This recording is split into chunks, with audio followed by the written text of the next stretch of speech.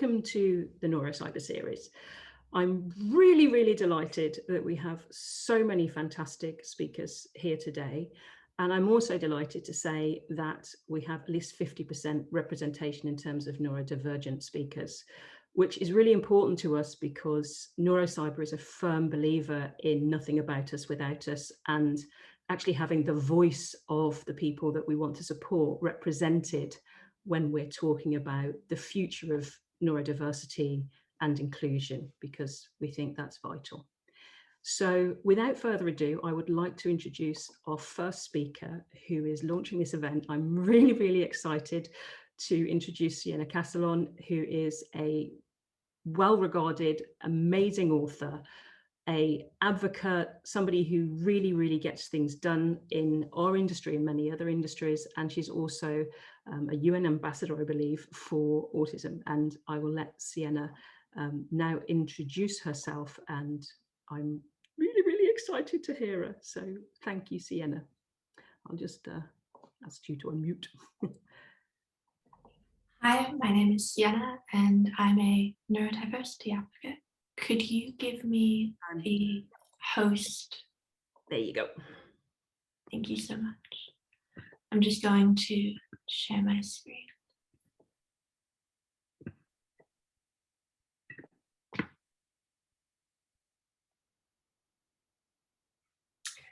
My name is Siena Castellon.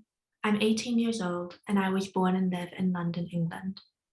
I'm a neurodiversity advocate, best-selling author, young leader for the SDGs, and the founder of Neurodiversity Celebration Week, a global initiative that aims to challenge stereotypes about autism and learning differences. I'm autistic, dyslexic, dyspraxic, and have ADHD. Since most schools have very little knowledge or training on how to identify students with neurological differences, I was often misunderstood and unsupported at school. Even after I was diagnosed with autism, I was expected to fit in and get on with it. My journey towards becoming a neurodiversity advocate was motivated by the stereotypes, prejudices, and discrimination that have impacted and shaped my life. Unfortunately, our society is very judgmental and intolerant of people who are different. I wanted to use my lived experience to change this.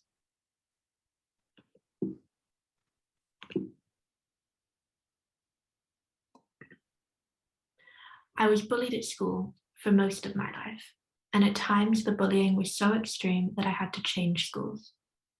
I changed schools 3 times, which significantly disrupted my education. In every instance, I was blamed. I was told that I needed to try harder to fit in and be like everybody else.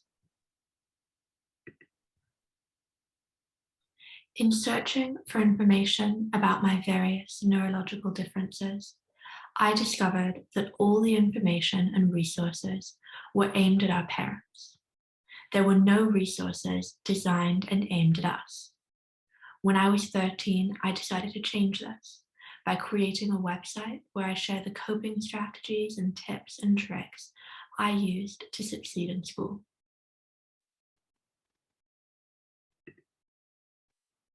When I was diagnosed as being autistic, I discovered that girls are still significantly underdiagnosed and that autism is still considered a male condition. I'm often told that I can't be autistic because I'm a girl. The gender inequality in diagnosis is partly due to a lack of recognition that autism presents differently in females. The stereotypes and misconceptions about autism are harmful because they prevent women, BAME individuals, and other minorities from receiving the support services they need. In searching for resources for autistic girls, I was only able to find books written for autistic boys. Tired of having our needs ignored and overlooked, when I was 16, I decided to write a survival guide for autistic girls. I wrote the type of practical, informative, and uplifting book that I wish had been available to me when I was growing up. As I began to realize the extent to which people with neurological differences are excluded and marginalized, I began to use my voice to shine a light on neurodiversity, equality, and inclusion. In many ways, I view the neurodiversity movement as the last frontier in terms of acceptance, diversity, inclusion, and equality. So what is neurodiversity? Neurodiversity is based on the biological reality that there is a wide range of natural variations in the human brain, and that these variations result in differences in a way people think and learn. People who are neurodivergent have natural variations in their brain that are more pronounced and have a greater degree of divergence. In 2018, I launched Neurodiversity Celebration Week, a global initiative that aims to flip the narrative about autism and learning differences from focusing on weaknesses and challenges to focusing on our strengths, talents, and abilities. During this week, the accomplishments and successes of people with neurological differences are recognized and acknowledged. The week is fundamentally about promoting tolerance, acceptance, inclusion, and equality of people who are different. Approximately 20% of all students are neurodivergent, yet schools are failing these students. In order to address the lack of teacher training and the challenges they face in being able to support their neurodivergent students, on my website, I provide lots of free information and resources for teachers to download and use to support their neurodivergent students. About 4% of the population have ADHD. ADHD affects a person's ability to focus. It can cause inattention, hyperactivity, and impulsiveness. Although there is a significant stigma associated with ADHD, several studies have shown that adults with ADHD tend to be out-of-the-box thinkers and calm under pressure. About 2% of the population is autistic. Autism affects how a person perceives the world and interacts and socializes with others, making it difficult for them to pick up and interpret social cues. People on the autism spectrum are highly logical and good at absorbing and remembering facts, attention to detail, and recognizing patterns.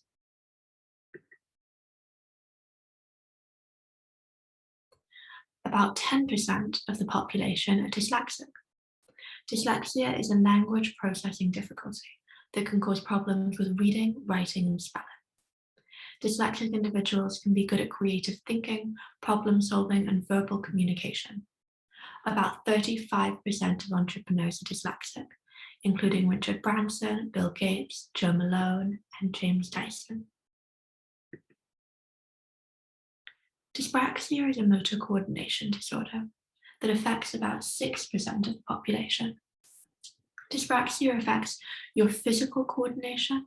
Dyspraxic individuals are viewed as extremely clumsy because they often trip, accidentally bump into people or things, and frequently drop things.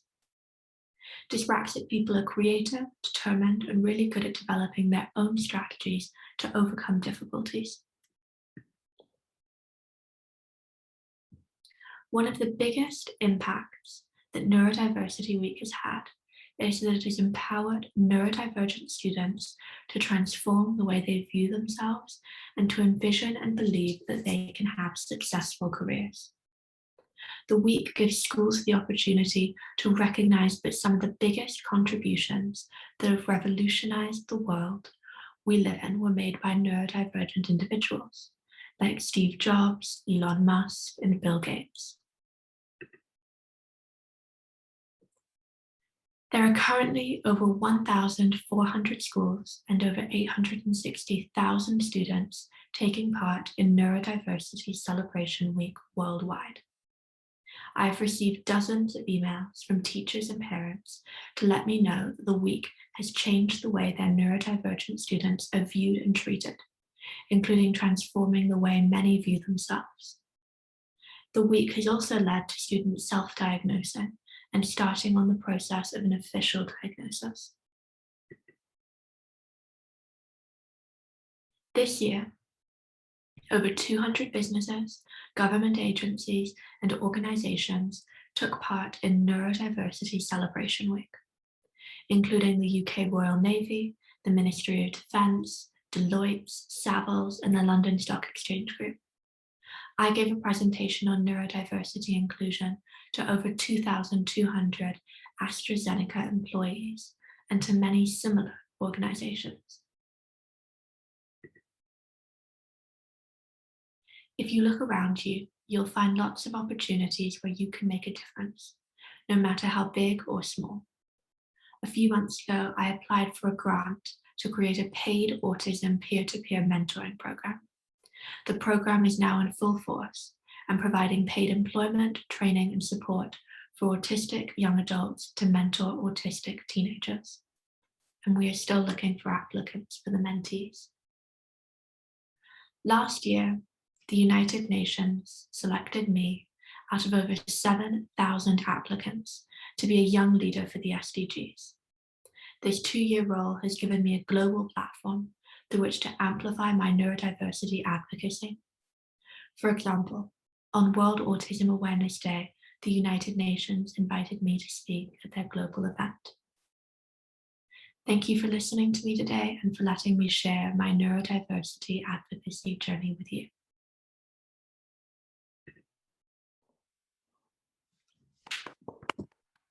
Thank you. I will pass host back to you. Thank you so much, Siena. And if anybody's got any questions, then feel free to either put them in the chat or I can, I don't know whether you can unmute yourselves, but I can unmute you if you just pop your hand up or whatever. Has anybody got any questions for Siena? So can I ask something?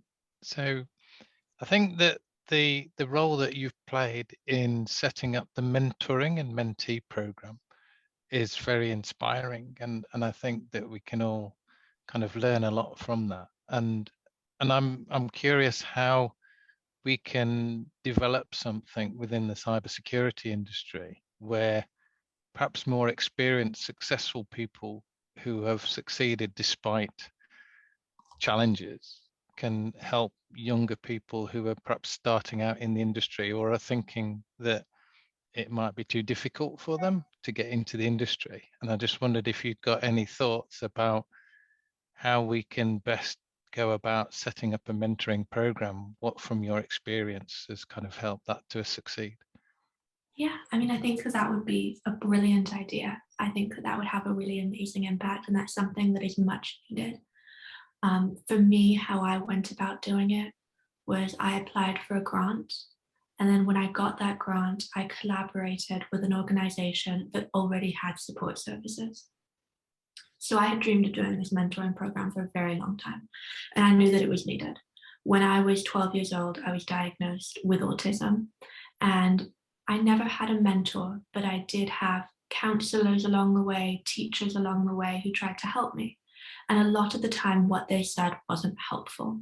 I mean, they meant well, but they would say things like, you need to try to get over your sensory processing disorder. You need to stop it from bothering you. And for me, that didn't help, because the sensory processing disorder is the way my brain is wired. You know, I see light as brighter than it is, and I can't stop that, and I can't prevent that from, you know, causing me anxiety. And especially when you live in London, I was regularly having panic attacks. And a lot of the time, the neurotypical individuals in my life would just tell me that it was something that I had to learn to live with. I think that if I had had an autistic individual in my life, they would have said, here are some coping strategies. Here are some things you can do differently. Here's something that worked for me. And that would have had a very different, you know, that would have really impacted me. And so that was why I wanted to start the mentoring program. But I knew that I couldn't do it on my own, because to start a mentoring program, you need to have safeguarding leads. You need to have people on call in case one of the mentees discloses that they have a mental health problem, or discloses something where, that there is a safety risk there. And so it took me years to be able to start this, but I ended up collaborating with an organization called Genius Within. And they did similar mentoring on their own.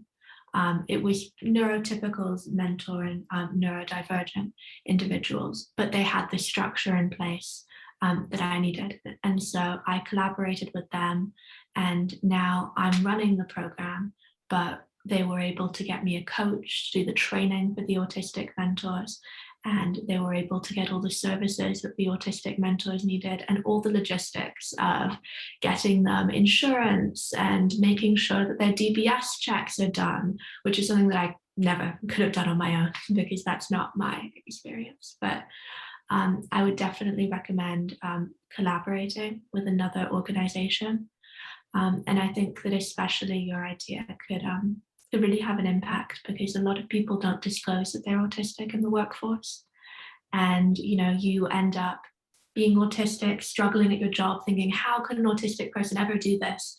They're not making any reasonable adjustments for me. And then you find out that, your boss's boss is autistic. When Elon Musk came out and talked about his autism, that was incredibly life-changing for the autistic community. Fantastic. Thank you so much, Siena. Unfortunately, we haven't got time for some more questions here, but there might be some time for some questions at the end.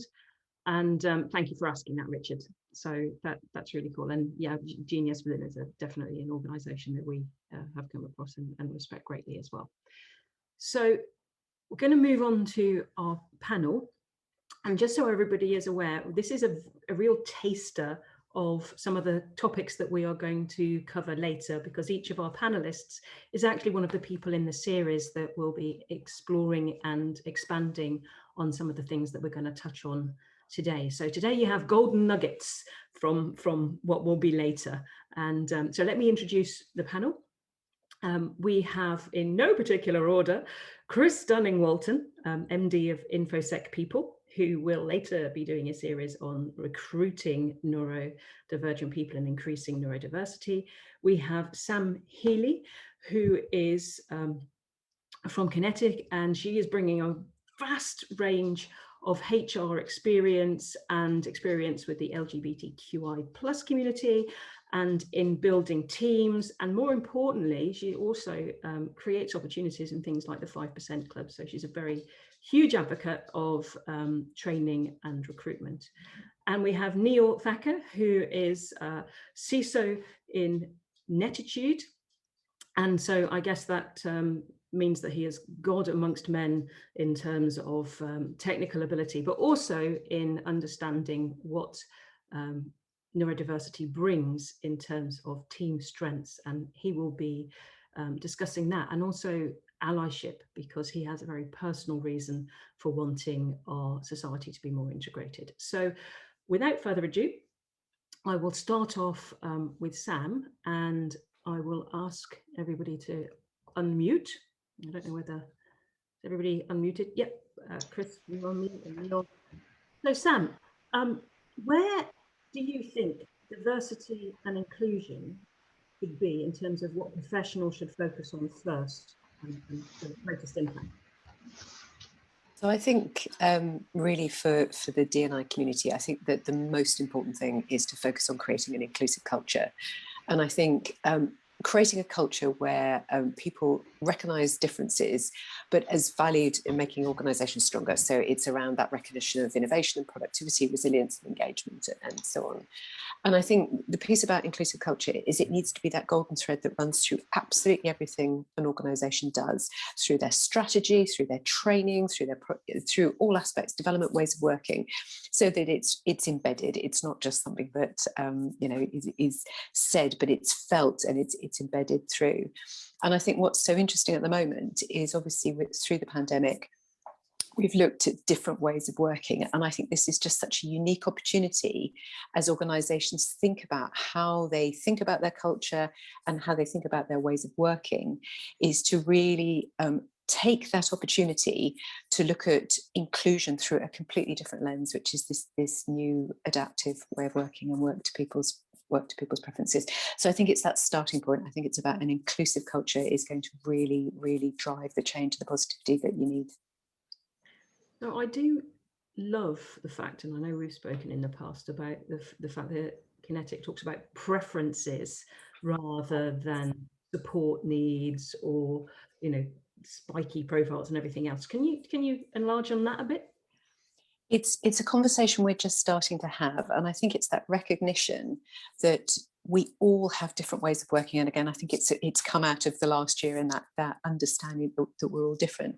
And I think, but by creating an open environment where we can talk honestly and openly about the preferences we need as individuals, as teams, it means that we recognise that we're all different and we don't become siloed into little groups that have something that you know, feels that it's almost it's medicalized. And I think it creates a much sort of more open framework where we can really recognize it. So it's absolutely not to say that reasonable adjustments shouldn't be dealt with properly and formally as required, but I think what it's creating is that wider context where if you talk about people's preferences, I think it allows people to be more comfortable. I think it's creating that open environment where people feel comfortable to say that, you know, they're a reflector, or they find a noisy environment difficult, or different font sizes. I think it's just that. I think it's that freeing up of a conversation in a safe way with your team, with your line manager, with your colleagues, or with networks.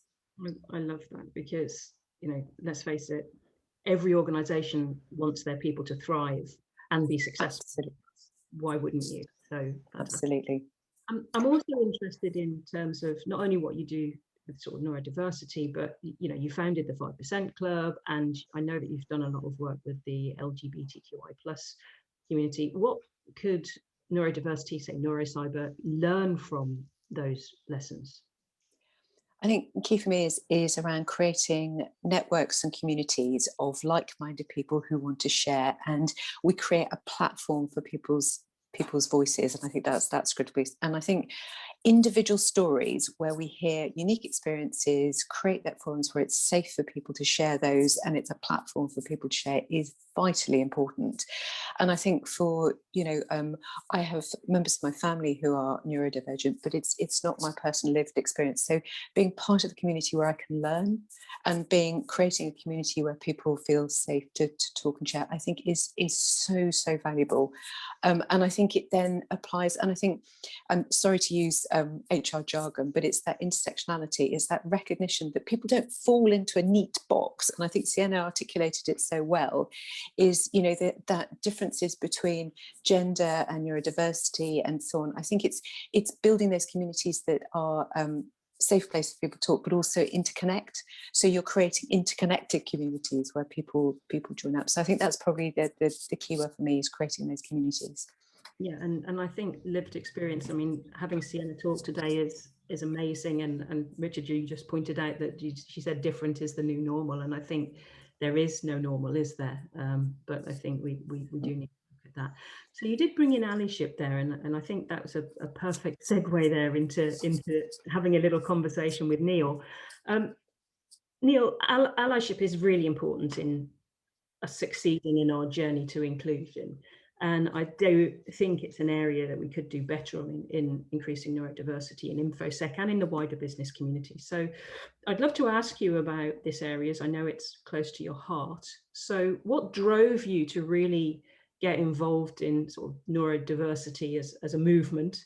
And, you know, what do you think we could do personally and professionally in this area?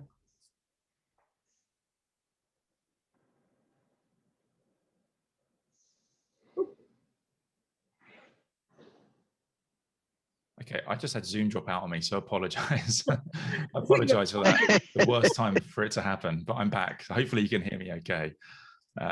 Okay, brilliant. Apologies for that. So for me, there is a personal motivation around this. Adam, my oldest son, was diagnosed as autistic when he was 10. He's rather brilliant. We love him, of course, but he started to have some challenges towards the end of his time at junior school. We went in for meetings with the teachers and the head, and they were all hinting at something, but they didn't use the word. And it felt like it was a bad word. And this was, by the way, this was only 6 years ago. And I just said during the meeting, do you think Adam is autistic? And there was nods. So we then went away, my wife and I, and we just researched into autism. And we went through, and Adam got a formal diagnosis 6 months later. And it was accelerated because he was just about to leave junior school and go to senior school.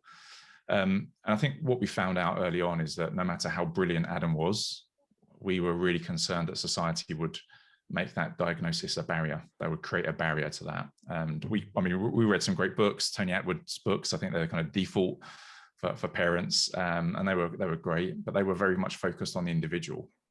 And we found that, again, we didn't want to change Adam. Adam had certain traits that we loved and understood.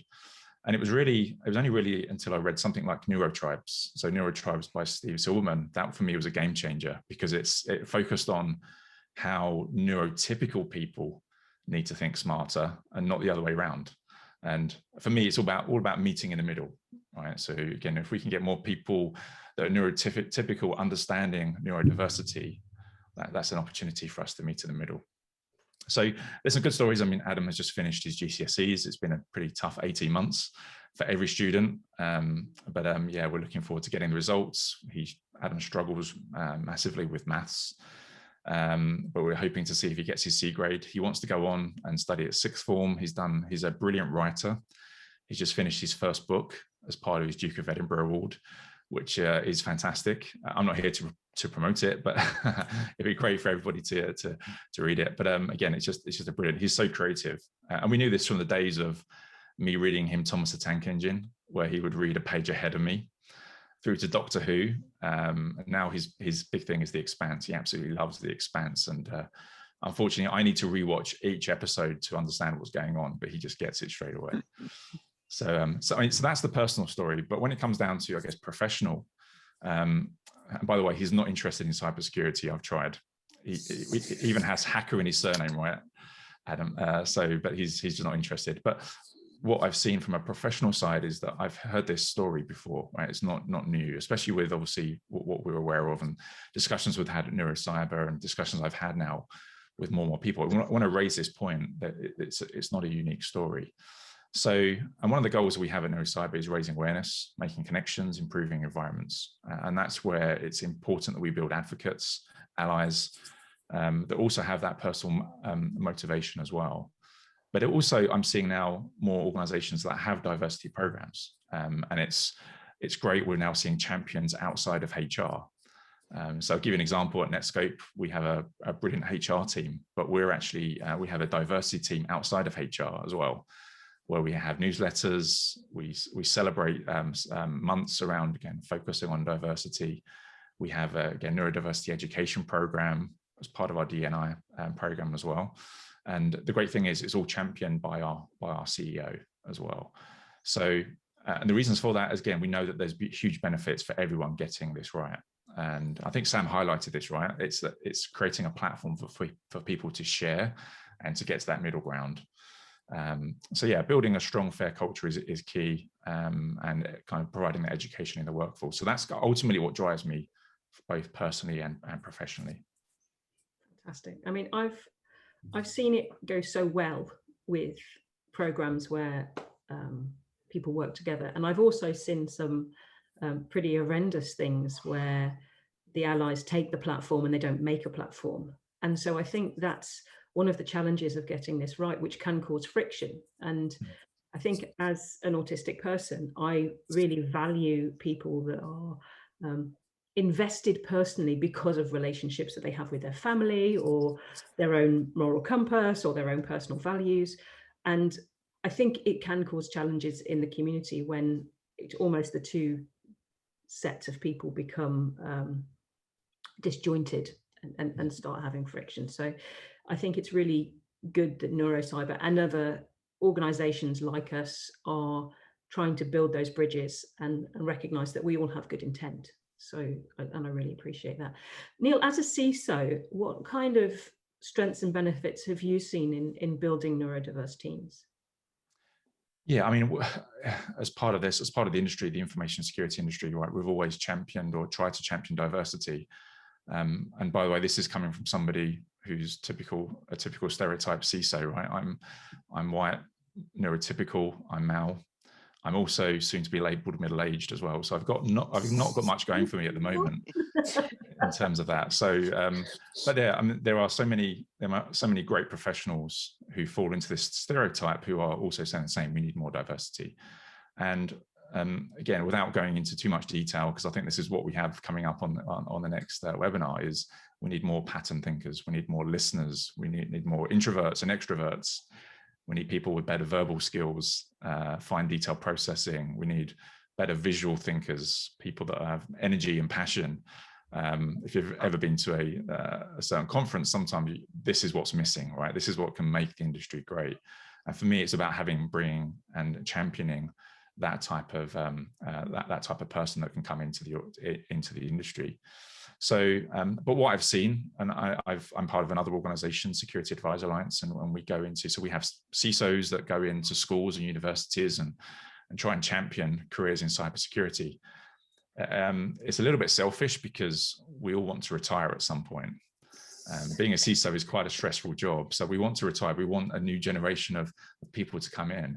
And it's great. I mean, we've had some great sessions in schools where we've kind of championed this. I've had some good friends of mine, CISOs, like Jitendra Arora, CISO at Deloitte, and David Boda, the CISO at Camelot, who have come in, and we've run kind of sessions about careers. And we've spoken to neurotypical, neurodiverse students.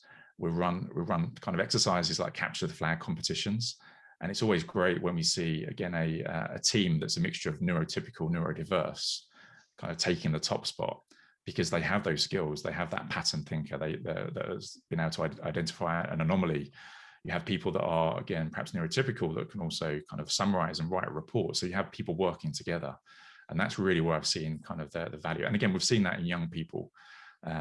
So it's a good opportunity. It's a good catalyst to overcome those stereotypes. I'm always championing, again, understanding the individual, not the challenge. It's very hard to pigeonhole somebody and say everyone's like this because of this person. So it's really understanding the individual, identifying strengths and support needs. So again, and I think that's where when we look at neurodiversity, there's so many strengths that businesses miss out on if they're not kind of accepting those kind of things. And I'll give you an example. Many years ago, I went through quite a stringent interview process that took about 4 months. I think it was 10, 12 interviews. It's for a large financial services organization. I got the job, and I left after 8 months. So it took me 4 months to get the job, and I was in the job for 8 months, and I had to leave because it highlighted that they weren't open to kind of being flexible and kind of understanding certain types of strengths. And that actually related back to the actual job itself. It was the shortest tenure I had. So I think we need to also think about bringing people into roles, especially roles in the cybersecurity industry.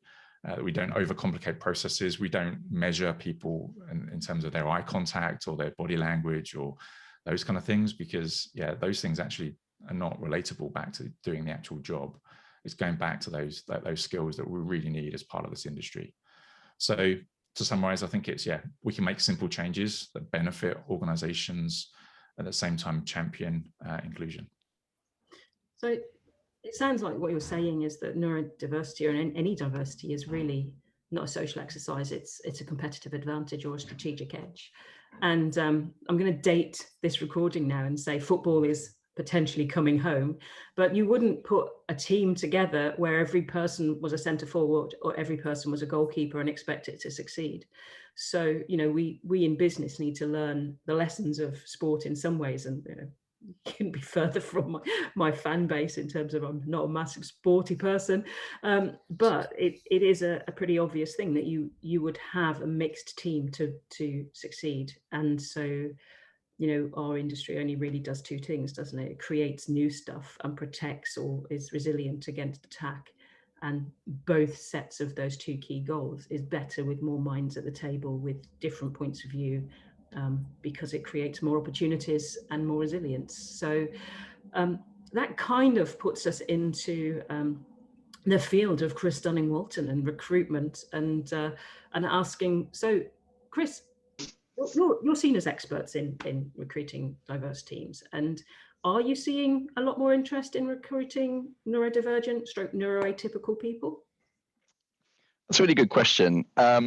So very briefly, I'll say sometimes we're getting there, but let me set the scene firstly. So InfoSec People, I've worked out the other day that we've placed over 500 cybersecurity professionals over the last 10 years.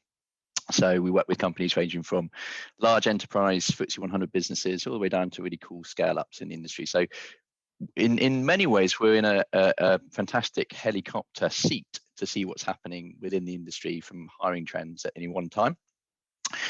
So, and this is a really personal area for me around neurodiversity. Diversity, as in general, we are championing, but neurodiversity is particularly personal to me. My sister is a neurodivergent coach in Australia. It's her day job, and she works with a lot of different organisations around that. And her two kids both have autism, and Australia, ironically, have a much better way of supporting neurodivergent children than the UK, it seems. For myself, I'm self-certified ADHD. Haven't gone down the sort of clinical assessment side yet, but I think anybody that's worked with me probably has picked up on the fact that I think slightly differently about certain things, which has both been a hindrance, but also part of how I've driven my own business. So going back to the question, are we seeing more interest in recruiting diverse folks? Kind of. We are the enlightened, we've got an enlightened bunch here, which is fantastic. But I'd say that by and large, diversity is a topic at the moment that a lot of companies are grappling with and doing a pretty bad job. It's still very, very early days. And I'll give you some specific examples. We work with some very large companies, I won't name who, and you might get a phone call saying, well, we're looking for a SOC analyst. Can you send us some women, please?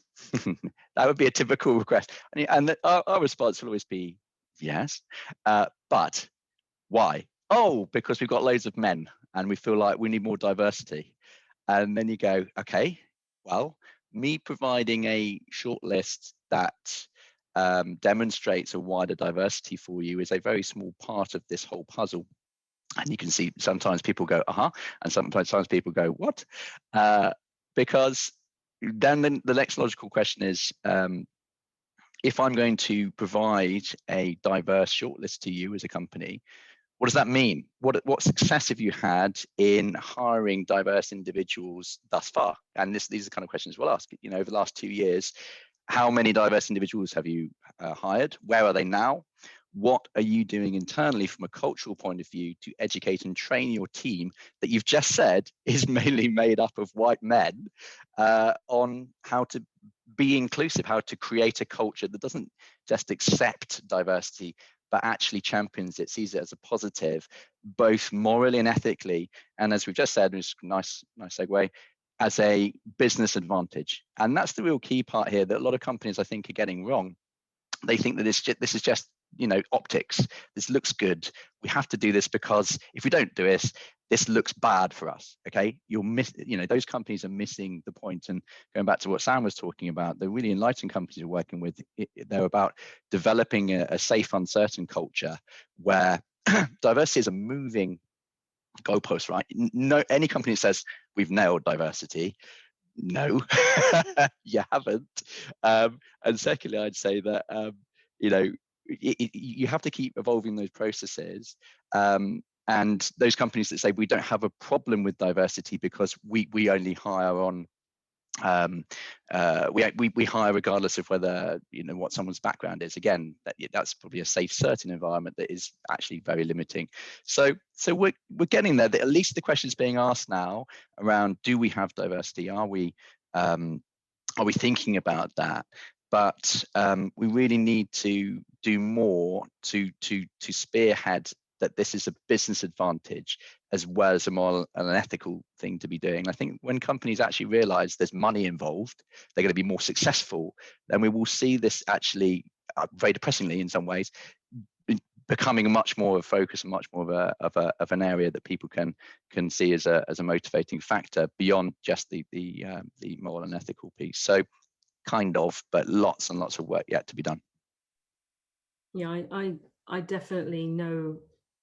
Obviously, I get lots of conversations as well behind the scenes on social of people that have been hired in a diversity campaign and then found the environment fairly toxic. And so that is something, again, I think that NAWU principle of nothing about us without us, and involving people in tribes that help create their own environments, is something sensible for a business to do. Because definitely, you know, why would you want your people to be included and therefore create an environment they want to remain in?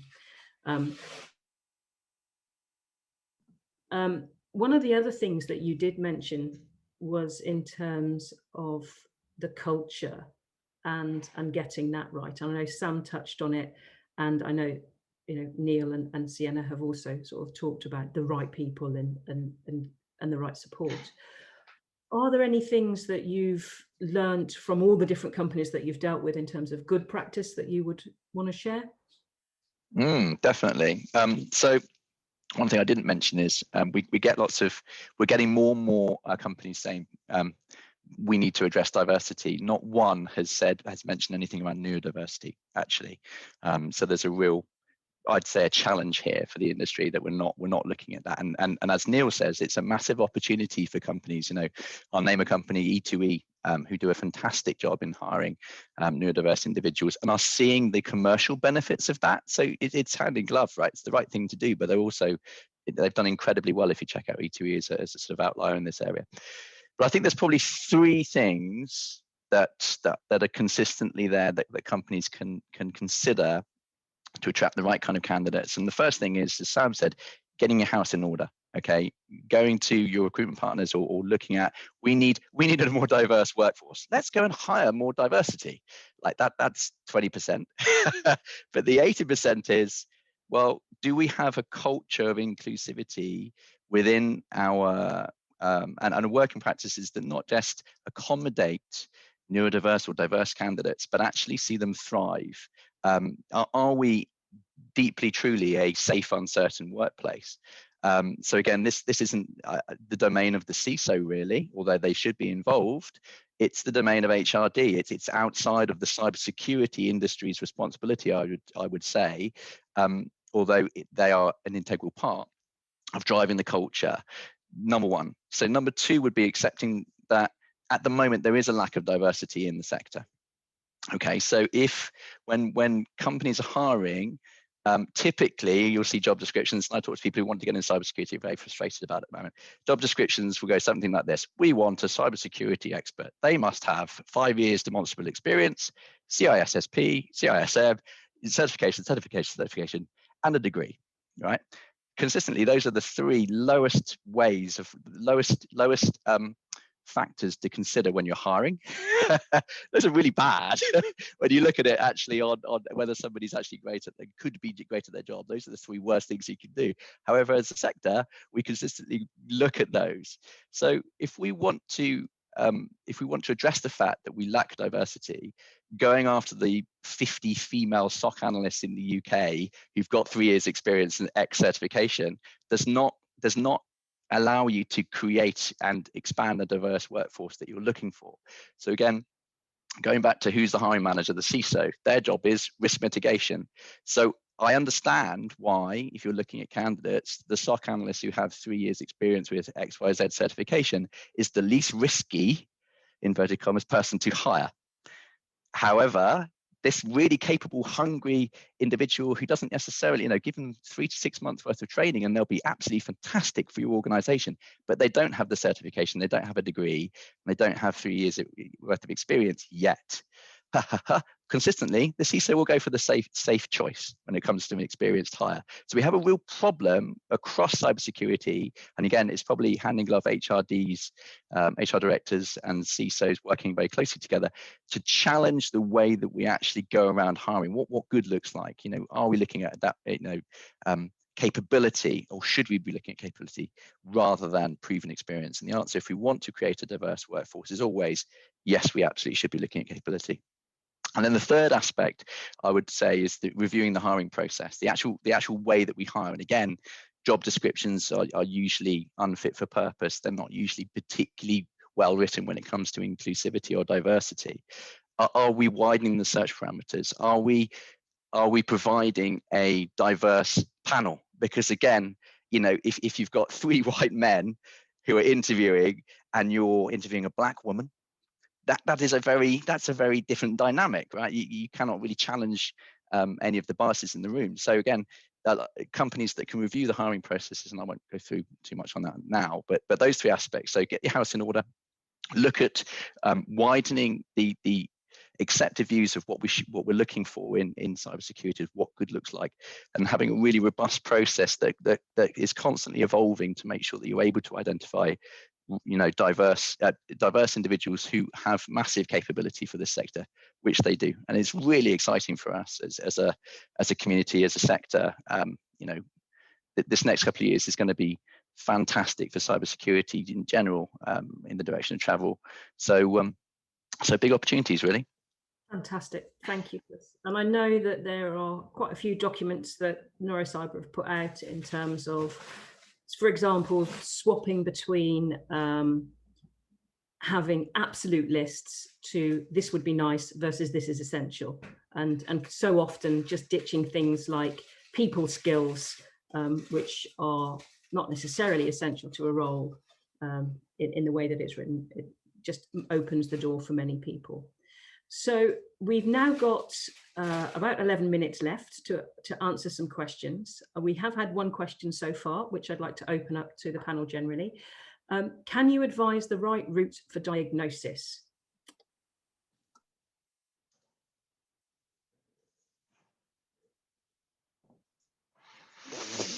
That's a tricky one, isn't it? The right route for diagnosis. Yeah. Sorry, I don't do. Should we know? So this is really interesting. My son, I've got 2 boys, 7 and 4. My 4-year-old, again, we had this conversation with, similar to you, Neil. The school have said, we'd like to talk about Freddie. Do you know? And you go, okay. And they've recommended that we seek an assessment on Freddie from a neurodivergent point of view for some things. Probably sensory seeking. He's very much a sensory seeking child. So in terms of the sort of assessment process, I guess, you know, talking to a clinical professional is absolutely the way to go about it. But again, that's a deeply personal thing. The first clinical professional, this is somebody who is looking at, you know, assessing children around this. I called her and she said, no word of lie, she said, what are your concerns? And I went, I have no concerns. I have areas that I would like to be a better father, so I understand how my child is processing and thinking about things, so I'm able to be better at understanding what he's thinking, but I have no concerns. And again, there's a stigma that even pervades obviously the psychological community, that these are concerns, that these are bad. It's not bad. This is you know, perfectly fine, but I want to be better at understanding how they think. So I think, you know, asking around, there are various different clinical psychologists you can go to. Siena, I guess, do you have any experience around if there are any specific bodies that we could go to, or Nikki? Yeah, because I was diagnosed at 47, so my diagnosis is fairly recent. So there are two things to consider here. There are 2 different sets of diagnostic procedures, realistically. There are the procedure for adults where you're going in, you're having the conversation, and you're saying, this is my experience. And even then, they sometimes go, well, can you bring your parent in? Which, as a 40-something-year-old, was quite, really? And I know that actually can cause high levels of anxiety, particularly for adults that maybe have had an abusive relationship with their parents, you know, where their parents are being asked to contribute. And then there are childhood diagnoses, which are different and often started by the educational establishment or initially highlighted for the educational establishment. So they're very much 2 different routes, particularly for adults who, you know, as you get older, tend to recognize what your own criteria are. Self-diagnosis tends to be the starting point. And again, this is one of those areas which can cause conflict when you look in social media and other areas between people in the sort of parent area and the adult area. where some people are less recognizing of self-diagnosis. Now that's a challenge, and I self-diagnosed before I got formal diagnosis because you have to start somewhere. But in junior cases, when it's children, it's often externally recognized before the child themselves recognizes that, because everybody has their own worldview. So in terms of diagnosis, initially it's either externally highlighted for children or self-diagnosed for adults, in that they encounter something that says, actually, maybe I see the world differently and I wasn't aware of that until this moment. So when you get to the diagnostic procedure, you've then got to interact at some stage with some kind of medical set of people. That can either be self-funded or you can go through the health service route. And that depends by country, because obviously we're not necessarily all from the UK here. And so you do need to do a little bit of digging there. I was very fortunate in that I could basically go direct to the psychologist and investigate that. But I do know many people get misdiagnosed, particularly women, and Siena may be able to comment on this in terms of people with multiple conditions. Yeah, a lot of women get misdiagnosed. I've heard a lot of stories of women getting diagnosed with borderline personality disorder. Also, eating disorders are very common. To use the example, Greta, she only eats rice cakes because of her sensory processing disorder. It causes her distress to have a different texture. And people confuse that for an eating disorder for years, when in reality it was autism. And so it's really important that we educate our community on what autism looks like in women, because women do present differently. And I am tired of hearing these stories of men getting diagnosed when they're 4 or 5 years old and women getting diagnosed when they're 40, 50 years old. Yeah, and let's go to a different question. How do organizations collaborate more with local authorities who appear to work more on an accommodate cure culture rather than thrive and embrace difference, or have a more flexible approach to achieving the workforce aims? Sam, can I ask you to maybe weigh in on that, as your background may give us some insights? I think it's multiple ways of doing it, but using platforms like this, I think it's organisations sharing why they value this. So I think it's getting that message out, but also making sure that the platform for articulate, smart, intelligent, brilliant, neurodivergent people, like those on this panel, are talking as well and demonstrating that this is a really positive aspect as well. So I think there's a lot there around awareness and a lot around communication and conversation. And I don't think it's a quick fix. I think it will take time, but I think it's that opportunity for local authorities to perhaps engage with and join networks like this and be part of the conversation. Because I think that's what's the beauty of a network, is that safe space and that time for people to talk and to learn and to build up their understanding, I think is absolutely key. So I think that's what I'd advocate.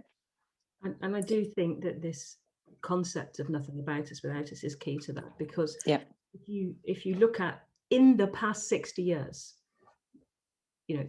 being gay was seen as a brain disorder.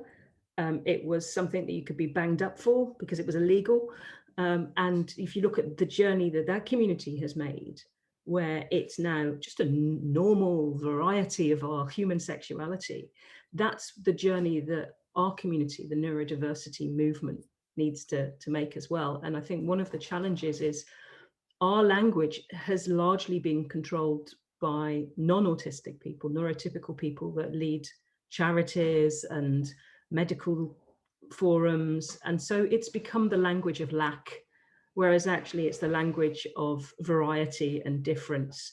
And I think that's one of those things, that the more people we have engaging positively, and the more speakers like Siena and the folks on this panel and the supporters of neurodiversity, the more we will move forward. So if you do have local authorities, please introduce them to organizations that are doing things well. And NeuroCyber will be producing book lists of books that use positive languaging rather than the language of lack.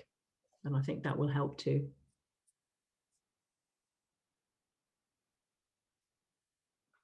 Has anybody got any other comments on that from the panel?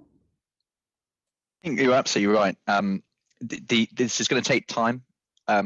This is about challenging the conceptions of neurodiversity, the misconceptions, and changing the rhetoric from negative to positive. That will take time.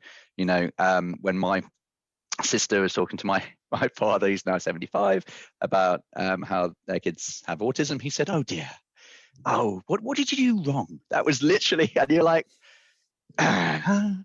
so cultural change takes a long process, and the more that we can talk about it in a positive rhetoric and look at the business benefits, the cultural benefits, the ethical benefits around driving inclusivity and diversity across every spectrum, including neurodiversity, which is an absolute core element of that, the better. And you know, yeah, absolutely, local authorities, you know, that there should be more of a drive around how we can engage better from a local authority level. Is that happening? I haven't seen it, but it takes individuals like Siena and others who are passionate about this, and big businesses like Kinetic and you know, who see this as a business benefit and a moral benefit, to really spearhead that change. So it's happening. You're seeing it, seeing the pockets. You know, Nikki, you're doing an incredible job, and it's starting, but it's going to be a long journey, and we mustn't get too frustrated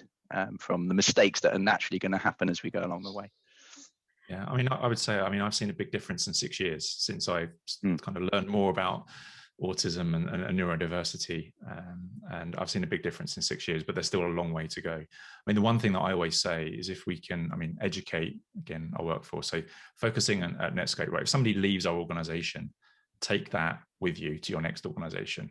Right? We don't mind that you're leaving. I mean, you're perhaps found a better job or a better role, etc. But just take the learnings, right? Take that culture with you, so to your next organization, and ask about their diversity program and again, what they do around neurodiversity and championing that. Take that with you. Don't just forget and kind of and think that's just a unique cultural decision that, again, the organization you're working for at that point in time made. It has to go with you. Fantastic. Thank you, Siena. Thank you to all of our panelists. We've reached the end of our time together while recording, so I will end that shortly. And the recording, once we've edited it and things, will go onto the NeuroCyber website.